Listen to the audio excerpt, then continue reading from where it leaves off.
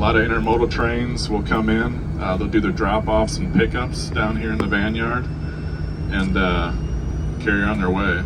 And right out to the right of your window, these three tracks here, if you look right next to the bus, those are east-west main lines. So it's triple main running through here. You get triple main all the way up like around the Kearney area, all the way out to about Paxton, Nebraska. So this is the original piece of the Transcontinental Railroad right out here. And we talk about that history. So July 1st, 1862, President Lincoln signed the Pacific Railway Act, and that was when Union Pacific was created. So we've been around 162 years, and we'll continue to be around for many years to come. All right, out your right window, or left window, excuse me, that'll be east departures again. This is where the trains are trimmed to, and we'll do the air test, and trains will depart east. 10 trains going east. Main line out your right, and if you look a little bit past that out your right window, you see that train, some tank car, some reefer cars. That is our west receiving track. So the trains coming in from the east will come to west receiving before they go over the hump, get classified, and then pulled over to the west departure rail, and then departed west. If anybody has a question at any point, please answer it. I should have asked, is anybody a railroader in here? One up there. So what I like to tell everybody, please don't correct me if I'm wrong. But no, please ask some questions. Yes?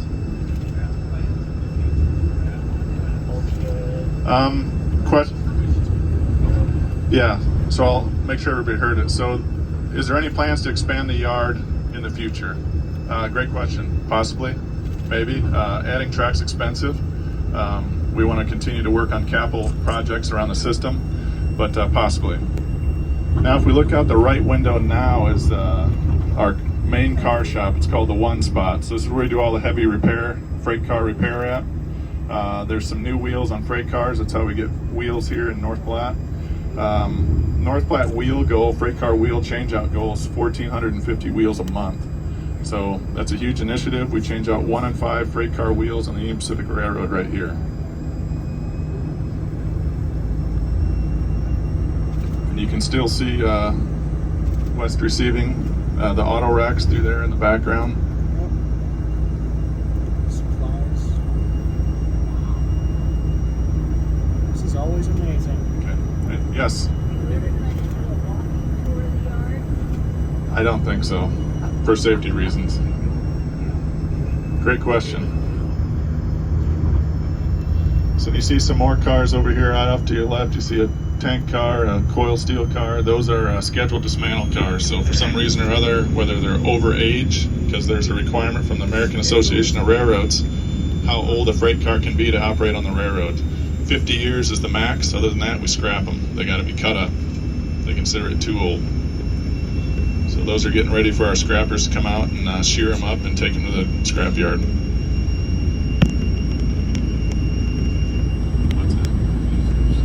There you go. So the question was, are concrete ties better than wooden ties? Longevity, yes. So, but they don't take a lot of impact, and they're very rigid, without saying, right? Concrete. So they last a long time, but they also have their own sets of issues. As we know, the creosote wood tie has been around for a very long time, and will continue to be. I don't know if there's anything better out in the market right now. I've seen some composite stuff, but cement lasts a long time. Still going by the mains over here on your right hand side, 3 mains.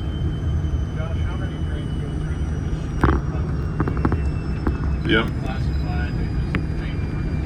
Great question. How many trains run through our yard each and every day that aren't classified?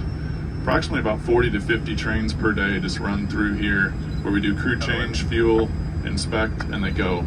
We don't have to classify them at all. So a lot of those are the bulk trains, intermodal,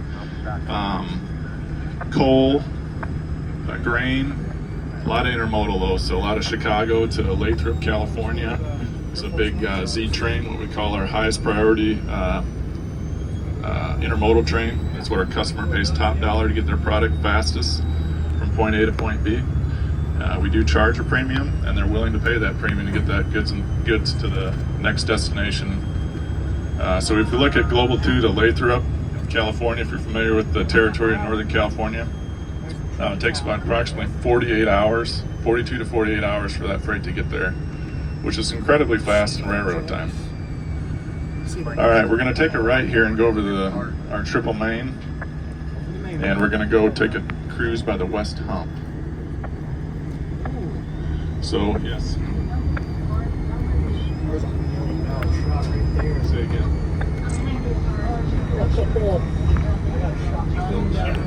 Oh, so how many cars do the railroad own, and how many are private customer owners? Great question. I'm going to ballpark this one. I don't know the exact figures, but I would say about 20-25% we own, and the rest are privately owned. Now, if you look straight ahead, we're going to come to the West Hump. The West Hump's approximately 20 feet tall. It's a mound that goes into, Wade, correct me if I'm wrong, 35 tracks, 45 tracks? 40, thank you. His name's Wade, too. Yep, so here's our, those two locomotives there switching on to the west receiving track. That's they're going to bring that train up this track in front of us. They're going to go to the pullback, which that oil train's on right now, and they're going to shove them over the hump and then classify them. So that's how West Hump works. It's a side-by-side hump if you look at the layout. So our receiving yard's right next to the hump. If we look at, when we go to look at East Hump's in line. It's all on one line. So the receiving yard, hump, departure yard, this is all compact.